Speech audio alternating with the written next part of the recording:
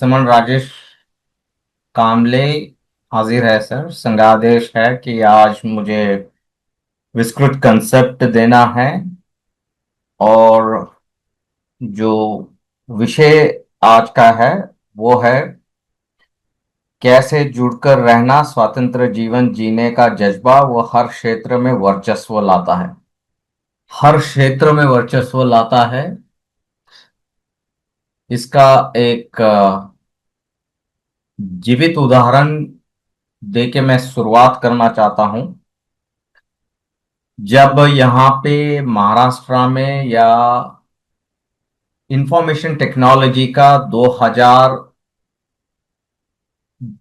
2000 में Y2K चला था। शायद Y2K बहुत सारे यहाँ पे हमारे जो समन भाई बहन है उन्हें Y2K क्या है ये थोड़ा सा अगर याद होगा कि 2000 में जब चेंज हो रहा था 1999 दिसंबर 31 से 2000 ये तारीख जब चेंज हो रही थी तो यहाँ पे सिस्टम्स में बहुत जगह ऐसे कुछ विचार चल रहे थे कि बहुत सारे सिस्टम्स में गड़बड़ी आएगी और आगे चलते हुए कुछ सिस्टम शायद नहीं चलेंगे। और इस कारणवश बहुत सारा रिक्रूटमेंट हो गया उस दौरान और इतने बड़ी मात्रा में रिक्रूटमेंट हो गया कि रिक्रूटमेंट सिर्फ एक वर्ग के लिए नहीं रहा। तो वहां पे बहुत सारे कंपनीज जो रही है उस वक्त उन्होंने खास करके एक ट्रेनिंग मुहिम निकाली थी और वो ट्रेनिंग मुहिम निकाल के कुछ बड़े मात्रा में बच्चों को ट्रेनिंग दी गई थी और वो ट्रेनिंग थी सपोर्ट के लिए। अब ये सपोर्ट के लिए जब ट्रेनिंग दिया गया था कि भाई ये जो सपोर्ट होता है इंफॉर्मेशन टेक्नोलॉजी के लिए ये टेक्नोलॉजी के लिए सपोर्ट सिस्टम बिल्कुल तैयार रहना चाहिए, सजग रहना चाहिए। कल को अगर कोई बैंक सिस्टम अगर डाउन हो जाती है तो इसके लिए ये पूरी इतनी जो बड़ी मात्रा में लोगों को रिक्रूट किया गया है वो लोग वहां पे। अच्छा, ये रिक्रूटमेंट जब ड्राइव चला ये रिक्रूटमेंट ड्राइव में बहुत बड़ी पैमाने में समन हमारे भाई बहन रिक्रूट हो गए या बच्चे रिक्रूट हो गए। आज अगर इंफॉर्मेशन टेक्नोलॉजी या आईटी में देखते हो तो मैं निश्चित तौर पे बता सकता हूं क्योंकि ये मेरा क्षेत्र है। मैं इस क्षेत्र में आ, बहुत सारी कंपनियों में जाना आना लगा रहता है मेरा। बहुत सारी कंपनियों के पदाधिकारियों से मेरी चर्चा होती रहती है। तो यहाँ पे एक बड़े मात्रा में बहुत बड़ी मात्रा में एक सर्विस इंडस्ट्री उभरी है और इस सर्विस इंडस्ट्री में ये एक बड़े पैमाने पे समन वर्ग वहां पे कार्यरत है। अब ये जो समन वर्ग कार्यरत है ये सारा समन वर्ग यहां पे कार्य कर रहा है। वो सिर्फ सपोर्ट सिस्टम के लिए कार्य कर रहा है। बट उसी में से कुछ चलते 2025 तक देखोगे तो कुछ अच्छी मात्रा में कुछ अपने लोग अच्छे स्तर पे समन लोग अच्छे स्तर पे पहुंच गए हैं प्राइवेट सेक्टर में भी। बट उनकी जो जॉब्स है वो खतरे में आज। लगा दी है। हेलो सर, ये कौन बात कर रहा है please? Subhash Chandra sir, mic mute करें कृपया। सो ये जो है ये जो आ ये जो बना पड़ा है अभी। सो ये कॉर्पोरेट सेक्टर में आज के तारीख में बहुत बड़े पैमाने पे एक सर्विस इंडस्ट्री के तौर खुला और उसमें बहुत बड़ा एक समन वर्ग वहां पे पहुंच गया है। वही समन वर्ग अगर दूसरी क्षेत्र देखोगे वो है आर्मी, नेवी, एयरफोर्स, मतलब डिफेंस। वही क्षेत्र अगर सीडीएस एनडीए अगर ये लोगे वहां पे भी बड़े पैमाने पे, बट ये सर्विस सेक्टर में पहुंचे हैं। मतलब ये सारी सपोर्ट सिस्टम में पहुंच रहे हैं हमारे लोग, समन भाई बहन, सारे सपोर्ट में हैं। अगर हम कोई म्युनिसिपल कॉरपोरेशन का एक एम्प्लॉय सूचांक अगर लेके देखते हैं, तो वहां पे सारे जितने भी समन भाई बहन हैं, वो या तो चतुर्श्रेणी या तृतीय श्रेणी में बड़ी मात्रा में पाए जाते हैं। चाहे वो रेलवे लीजिए, चाहे एपीएमसी लीजिए, चाहे एमटीएनएल लीजिए, चाहे एमएसईबी लीजिए, या अन्य हमारे जितने भी एमएसआरटीसी लीजिए, जितने भी ये हमारे गवर्नमेंट पब्लिक सेक्टर ऑर्गेनाइजेशंस हैं, चाहे ओएनजीसी लीजिए। अब ये जो आज का विषय है, वर्चस्व हर एक क्षेत्र में, उस क्षेत्र में वर्चस्व यूनि इसलिए नहीं हो पा रहा है, हम बिखरे पड़े हैं, ये तो बिल्कुल मतलब सभी को पता है। और जो भी हमारे एससी एसटी ओबीसी के जो वहां पे संगठन बने पड़े हैं, चाहे वो ओएनजीसी के हो, चाहे एमएससीबी के हो, या पीडब्ल्यूडी के हो, जितने भी हमारी सेंट्रल ऑर्गेनाइजेशन है, उनके अगर देखोगे तो एससी एसटी ओबीसी ऑर्गेनाइजेशन बने पड़े हैं। या उसमें अभी आज के तौर पे आदिवासी भी ज्वाइन हो गया, या माइनॉरिटीज भी ज्वाइन हो गए, और ये सबसे बड़ी मात्रा में है। बट इनमें ये जो एक ऑर्गेनाइजेशन है, अगर एमएससीबी लेके चलते हैं, ये एमएससीबी वाले जो हमारे एससी एसटी ओबीसी और पिछड़ा वर्ग जो है, ये एमटीएनएल के हमारे एससी एसटी ओबीसी के साथ उनकी कोई चर्चा नहीं है, उनके साथ कोई समन्वय नहीं है, इनके साथ कोई बैठना उठना नहीं है, उनमें कोई चर्चा, कोई संवाद नहीं है, कुछ भी नहीं। यही चीज देखोगे तो दूसरी जो चर्चा होनी चाहिए थी, वो जो है, वो पीडब्ल्यूडी वाले या रेलवे के जो बहुत बड़े बड़े हमारे एससी एसटी ओबीसी या पिछड़ा वर्ग के जो संगठन है, उनके साथ भी उनका कोई बैठना उठना नहीं है, या कोई चर्चा संवाद नहीं है। मतलब अगर आज के तारीख में हम देखते हैं, तो ये जो संगठन भी अपने अपने इसमें, जैसे इनकम टैक्स ऑफिस का भी उनका खुद का जो एससी एसटी ओबीसी ऑफिस है, वो सिर्फ इनकम टैक्स ऑफिस के लिए है। जीएसटी कमीशन कर लेते हो तो जीएसटी कमीशन का उनका खुद का अपना एक ऑफिस है। यही अगर लेते हैं हम, जीएसटी लो या इनकम टैक्स लो, या इतर कोई भी जो दूसरा अन्य कोई भी लीजिए, ये सारे के अपने ये है, जिनमें एक दूसरे ऑर्गेनाइजेशन के एससी एसटी ओबीसी के ऑर्गेनाइजेशन या बैंक या रिटेल में जो है, उनसे कोई समन्वय नहीं। तो वर्चस्व जो है, वर्चस्व सिर्फ और सिर्फ उस ऑर्गेनाइजेशन में बैठे लोग जो उच्च पद पे हैं, उससे आता है।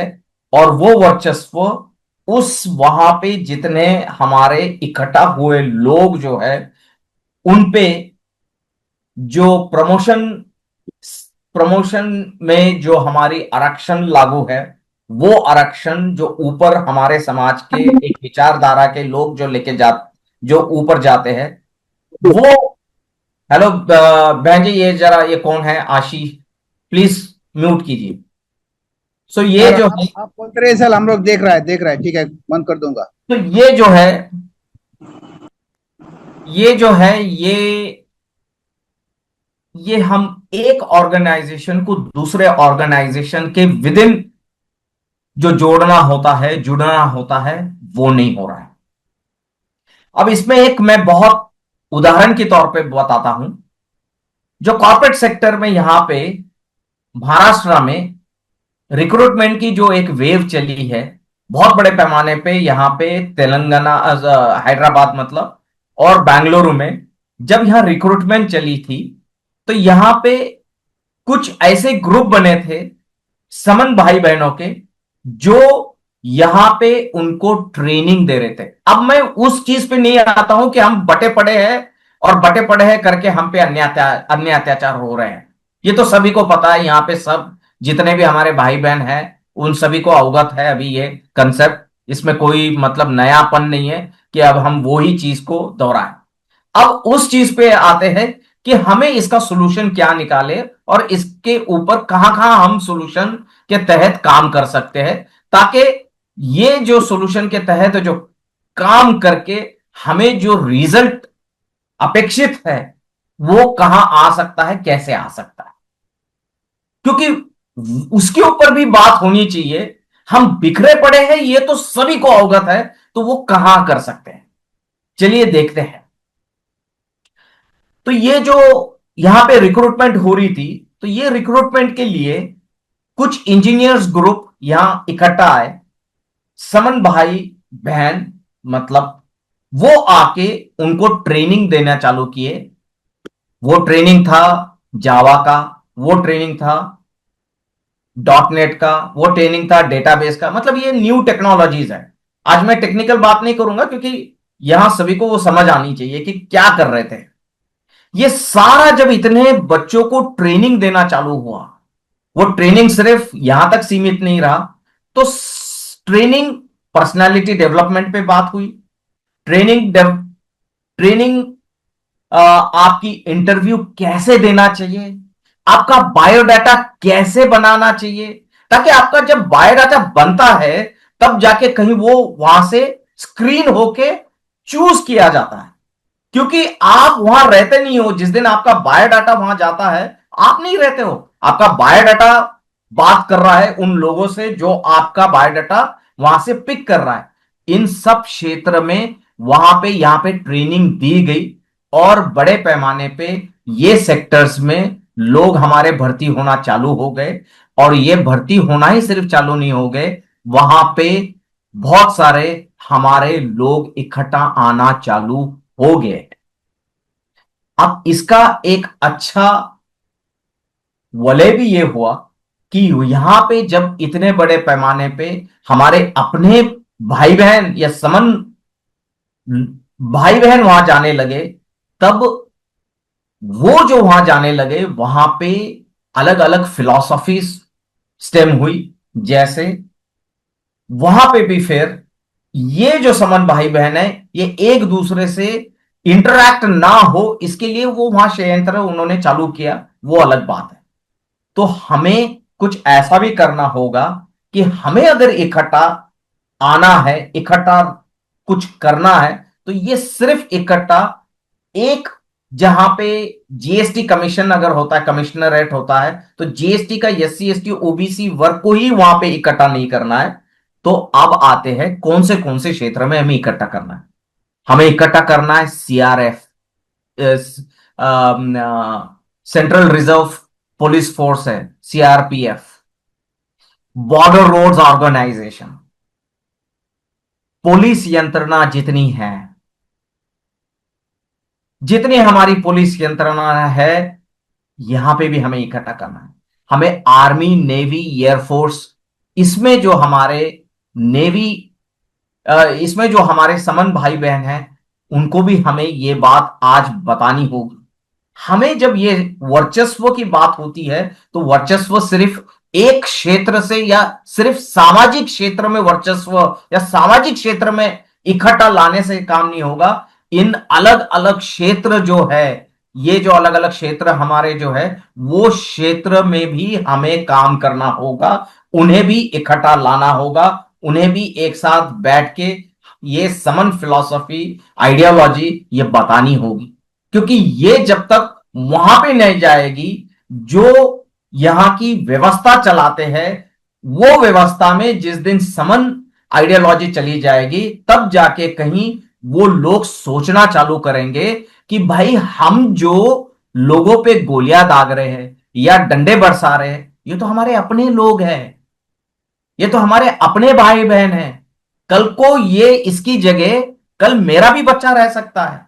कल ये हो सकता है मेरा भी कोई चचेरा भाई, ममेरा भाई, जो भी हो, फूफा का लड़का, कोई भी हो सकता है। सो वो जब तक इन क्षेत्रों में भी हमारे लोग अलग अलग काम नहीं करेंगे, तब तक वहां पे हमें जो अपेक्षित है कि इन वाले जो क्षेत्र है, ये क्षेत्र में भी हमारे लोग वर्चस्व पाके कहीं पॉलिसी मेकिंग या डिसीजन मेकिंग इन्फ्लुएंसिंग सीट पे बैठना है, तभी हो पाएगा जब हमारे लोग इन वाले ऑर्गेनाइजेशंस में भी इकट्ठा होके क्रॉस ऑर्गेनाइजेशन में इनकी बातचीत चले।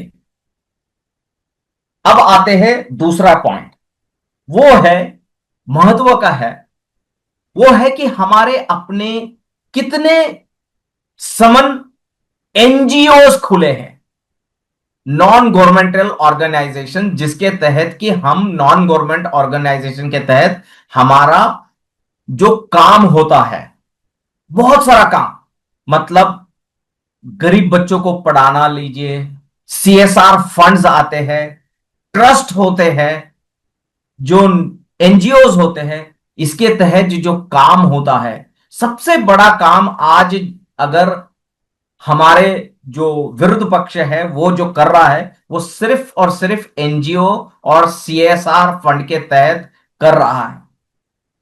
तो हमारे खुद के भी आज बहुत सारे कंपनीज है, हमारे समन भाइयों बहनों के भी, क्या इनके एनजीओस कुछ काम कर पा रहे हैं, कुछ कर रहे हैं? क्या ये एनजीओस आज खड़े होने चाहिए? ये एनजीओस खड़े होके जो वर्चस्व की बात हम करते हैं, ये वर्चस्व क्या हम इस दौरा इस तरीके से हम प्राप्त कर सकते हैं? ये एक प्रश्न चिन्ह है। और इसका उत्तर यही हो सकता है कि हम समन लोग इकट्ठा जब आके एनजीओ जब चलाना चालू करेंगे, और उस एनजीओ के तहत जो अपेक्षित कार्यक्रम है, वो चाहे आरोग्य का हो, वो चाहे पढ़ाई लिखाई का जो साक्षरता अभियान जैसे हो, ये सब तो एक्चुअली देखा जाएगा तो ये गवर्नमेंट की जिम्मेदारी बनती है। ये इसे गवर्नमेंट को रेगुलेट करके समाज के प्रति उन्हें वो स्टेट डायरेक्टिव प्रिंसिपल्स है जो आर्टिकल्स 35 टू 51 के अंतर्गत देने चाहिए, वो अगर नहीं हो रहे, तो हमें ये यंत्रणा आज समाज से खड़ी करनी होगी। और ये समाज से खड़ी हो करके हमें समाज में अपनी वर्चस्व निर्माण करना होगा। इसके अलावा कोई आज मुझे कहीं दूर तक मुझे कोई और दूसरा रास्ता नजर नहीं आता है, जब तक हमारे लोग वहां पे उस यंत्रणा में, वो इंस्टीट्यूशन में टॉप पोजीशंस ना ले या इन्फ्लुएंसिंग पोजीशंस ना ले। जैसे आज सीजेआई के गवाही सर हमारे अपने तो है, बट उनके मार्फत ही जो सब डिवीजन, सब क्रीमी लेयर्स इन एससी एसटी जो फिलॉसफी आई थी, उनके तहत ही या उनके सिग्नेचर से ही वो पारित हुई है। सो ये जो है, हमारा आदमी वहां जाने से सिर्फ काम नहीं बनेगा। हमारा आदमी सिर्फ वहां पे जो एसपी बने हैं आज, या हमारे जो लेबर कमिश्नर पूरे महाराष्ट्र के अपने ही हैं, बट ये काम कब कर पाएंगे हमारा? जब तब कर पाएंगे जब हमारा अपना संघ जो है वो सपोर्टिव रोल में वहां पे खड़ा है, काम कर रहा है, वो उनको एक इंस्टीट्यूशनल सपोर्ट देगा, तब जाके ये काम होगा। क्योंकि ये इंस्टीट्यूशनल सपोर्ट मिसिंग है, कंप्लीटली मिसिंग है। और ये एक दूसरे में जो समन्वय होना चाहिए, ये भी मिसिंग है।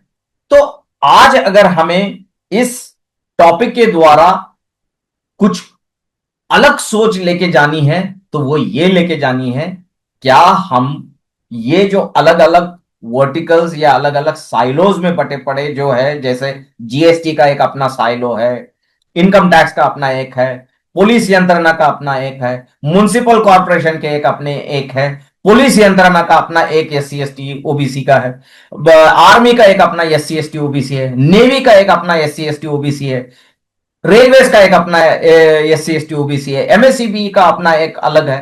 क्या इनमें हमारे अपने लोगों का अक्रॉस समन्वय बनना या बनाना चालू करना चाहिए समन संघ के तहत? मुझे लगता है ये शुरुआत होनी चाहिए यहीं से, क्योंकि ये यहां से शुरुआत होगी। ये जब हमारा परकुलेट हो जाएगा, काम शुरू हो जाएगा, बड़े पैमाने में काम हो जाएगा। आगे बढ़ते हैं, सिर्फ यही नहीं, आगे बढ़ते हैं। चलिए, जो प्राइवेट ऑर्गेनाइजेशंस है, जहां पे इंजीनियरिंग कॉलेजेस लीजिए। इंजीनियरिंग कॉलेजेस में भले आईआईटी नहीं है, आईआईएम्स छोड़ दीजिए, यहां पे हमारी एससी एसटी ओबीसी की प्रोफेसर की मात्रा बहुत शून्य के बराबर या 1% या 5% है।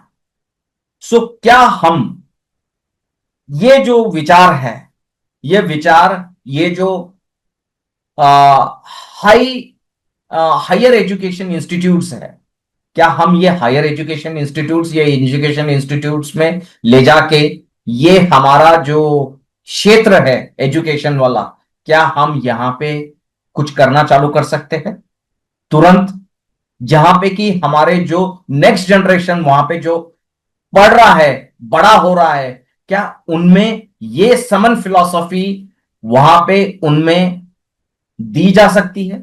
समन फिलॉसफी मतलब ह्यूमैनिटी, इंसानियत। मैं तो ऐसे मानता हूं कि वो इंसानियत है, बुद्ध बाबा साहब कुछ और नहीं है, वो एक इंसानियत है। और वो, क्या हम ये इंसानियत की फिलॉसफी दे सकते हैं वहां जाके? तो एजुकेशन क्षेत्र एक है, वो एजुकेशन में चाहे फिर इंजीनियरिंग लीजिए, एडवोकेट लॉ स्कूल्स लीजिए, या दूसरे जो स्कूल्स है, डॉक्टर स्कूल्स लीजिए, मेडिकल स्कूल्स।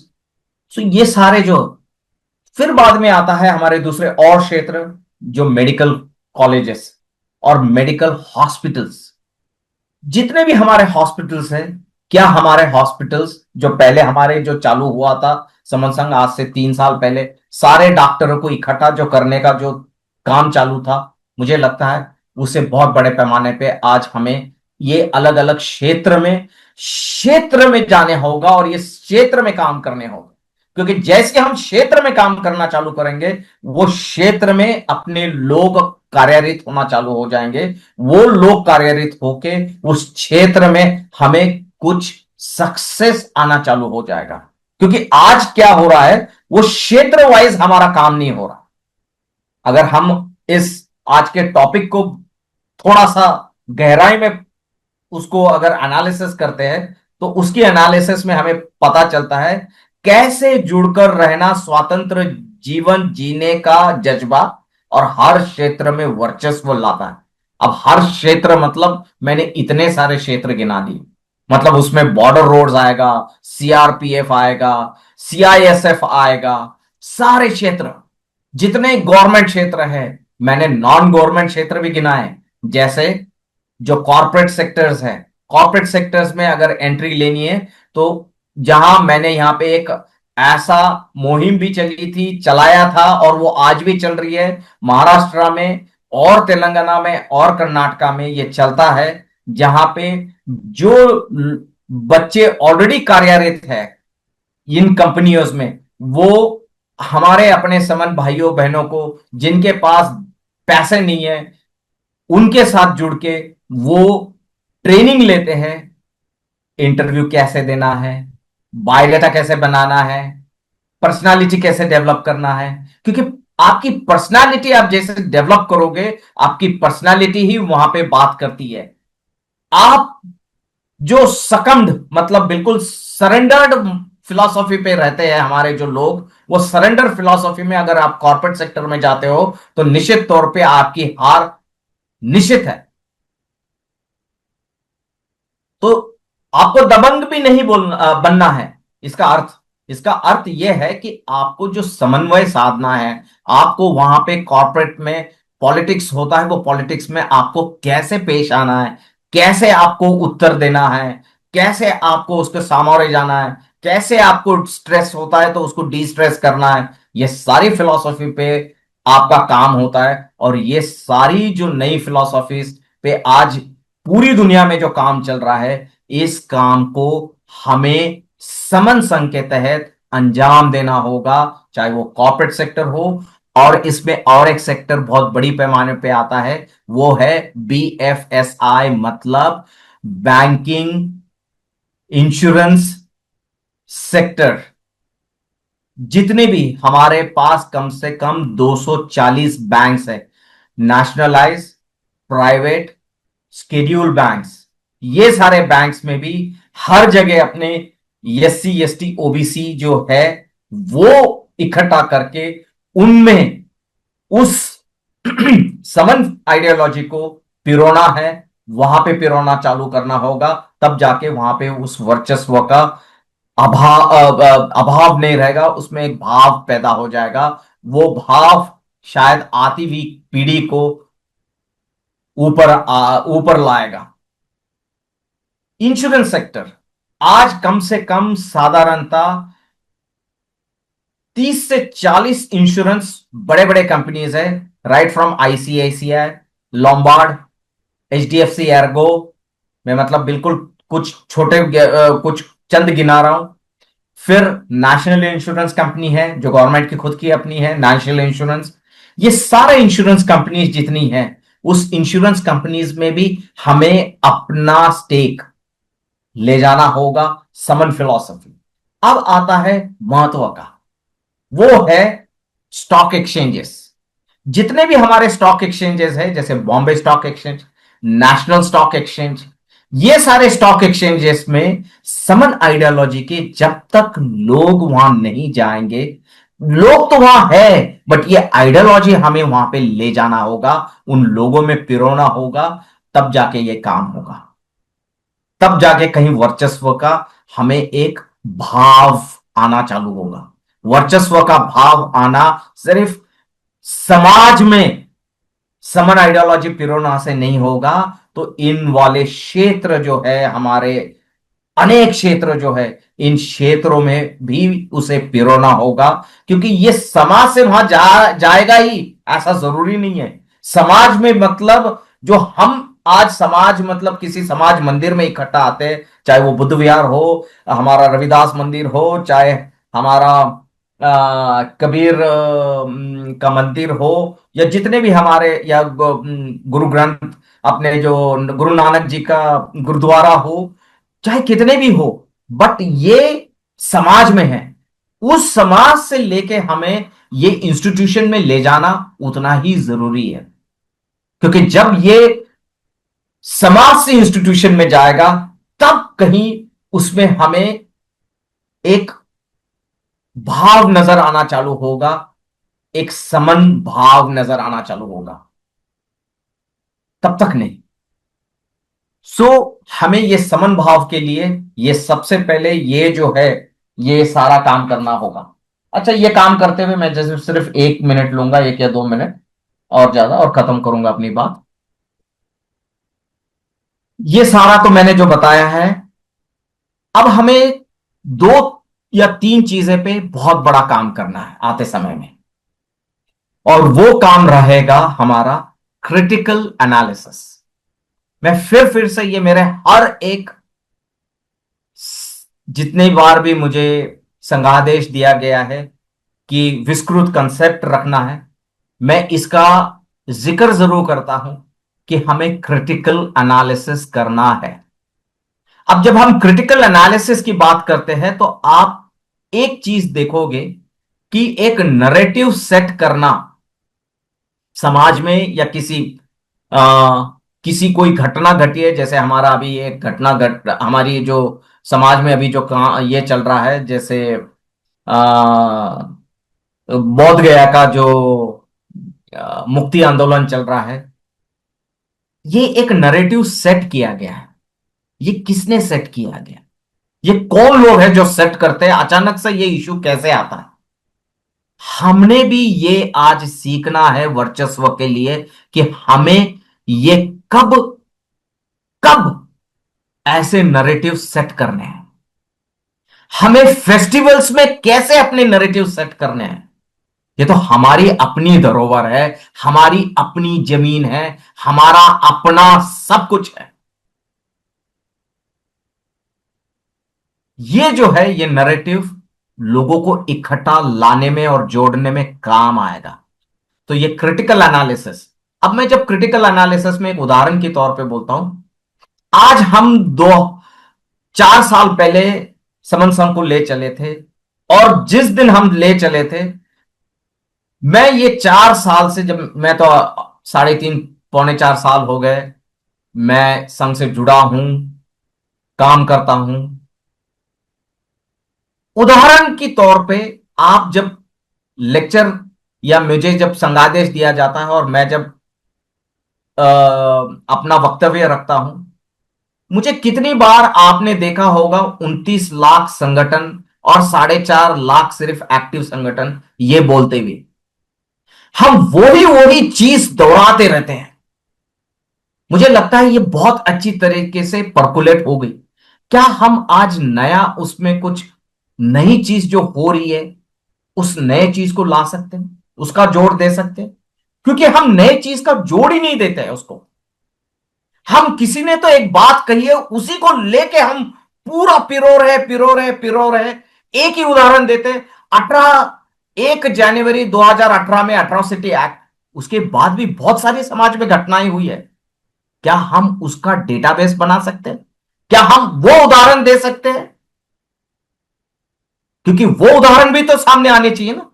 क्या वो एक ही उदाहरण रह गया जो हमें सारे समन भाइयों बहनों को वही उदाहरण देके हमारे इकट्ठा रहने का, और इकट्ठा इकट्ठा आए, वो एक ही उदाहरण से हम इकट्ठा कैसे जीते थे वो एक ही उदाहरण है ना। जब भीमा कोरेगांव हुआ और भीमा कोरेगांव होने के बाद 27,000 हमारे जब बच्चे पे केस एफआईआर चढ़ी, तो सारे जितने भी एडवोकेट्स थे इकट्ठा आए, और एडवोकेट्स इकट्ठा आके उन्होंने संघ में काम किया और उन्होंने कहा कि हम एक पैसे भी ना लेते हुए हमारे ये अपने बच्चों को बेल दिलवाएंगे। और आज उसमें सक्षम होके जितने भी हमारे 27,000 बच्चे गए थे अंदर, उनको बेल से बाहर निकाला गया था। और बेल देके आज वो अपनी अपनी जो भी है रोजी रोटी कमा रहे हैं। क्या हम अलग अलग तरीके से उदाहरण नहीं पेश कर सकते? क्या हमारे पास एक ही उदाहरण रह गया? क्रिटिकल एनालिसिस बहुत इंपॉर्टेंट है। और क्रिटिकल एनालिसिस करते समय हमें वियॉन जैसे चैनल, जैसे पालकी पलकी शर्मा जो आज उधर वियॉन में बात करती है, तो वो क्या बात करती है और उसका जोड़ हमें हमारे संघ से, क्या हमारा क्या हो क्या रहा है, इंटरनेशनली हमारा चल क्या रहा है, वो भी तो उसकी जोड़ चाहिए। अब आता है आखिरी, वो है ओरेटरशिप स्किल्स, मतलब बात करने की और बात रखने का तरीका। समस्या यहां है कि हम काफी जगह जितने भी, मैं चंद्रशेखर को तो बहुत मानता हूं, बहुत अच्छी तरीके से वो अपना बात रखता है, बिल्कुल चिल्लम चिल्ली नहीं करता है।